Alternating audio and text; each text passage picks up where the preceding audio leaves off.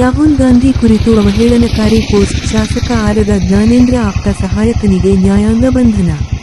ಲೋಕಸಭೆಯ ವಿರೋಧ ಪಕ್ಷದ ನಾಯಕ ರಾಹುಲ್ ಗಾಂಧಿಯವರ ಬಗ್ಗೆ ಸಾಮಾಜಿಕ ಜಾಲತಾಣದಲ್ಲಿ ಅವಹೇಳನಕಾರಿ ಪೋಸ್ಟ್ ಹಂಚಿಕೊಂಡ ಆರೋಪದಡಿ ಶಾಸಕ ಆರಗ ಜ್ಞಾನೇಂದ್ರ ಅವರ ಆಪ್ತ ಸಹಾಯಕ ರಾಜೇಶ್ ಹಿರಿಮನಿ ಅವರನ್ನು ಪೊಲೀಸರು ಬಂಧಿಸಿದ್ದಾರೆ. ಹೊಸನಗರ ಭಾಗದ ನಿವಾಸಿಯಾಗಿರುವ ರಾಜೇಶ್ ವಿರುದ್ಧ ನಗರ ಪೊಲೀಸರು 20 ಮೇ 25ರಂದು ಸುಮೋಟೋ ಪ್ರಕರಣ ದಾಖಲಿಸಿಕೊಂಡಿದ್ದರು. ಪ್ರಕರಣದ ತನಿಖೆ ಬಳಿಕ ಅವರನ್ನು ಬಂಧಿಸಿ ನ್ಯಾಯಾಲಯಕ್ಕೆ ಹಾಜರುಪಡಿಸಲಾಗಿತ್ತು. ರಾಹುಲ್ ಗಾಂಧಿ ಅವರ ಮುಖದ ಅರ್ಧ ಭಾಗವನ್ನು ಪಾಕಿಸ್ತಾನ ಸೇನೆಯ ಸಮವಸ್ತ್ರ ಧರಿಸಿರುವ ಅಸಿಂ ಎಂಬ ಅಧಿಕಾರಿ ಫೋಟೋಗೆ ಎಡಿಟ್ ಮಾಡಿ ಜೋಡಿಸಿ ಒನ್ ಅಜೆಂಡಾ ಎಂಬ ಟ್ಯಾಗ್ ಲೈನ್ ಸಹಿತ ಫೇಸ್ಬುಕ್ನಲ್ಲಿ ಹಂಚಿಕೊಂಡಿರುವುದು ಆರೋಪವಾಗಿದೆ.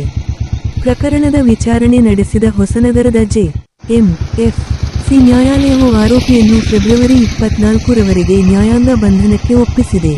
ಈ ಘಟನೆ ರಾಜಕೀಯ ವಲಯದಲ್ಲಿ ಚರ್ಚೆಗೆ ಕಾರಣವಾಗಿದ್ದು, ಸಾಮಾಜಿಕ ಜಾಲತಾಣ ಬಳಕೆಯ ಜವಾಬ್ದಾರಿತನದ ಕುರಿತು ಮತ್ತೆ ಪ್ರಶ್ನೆಗಳು ಉದ್ಭವಿಸಿವೆ.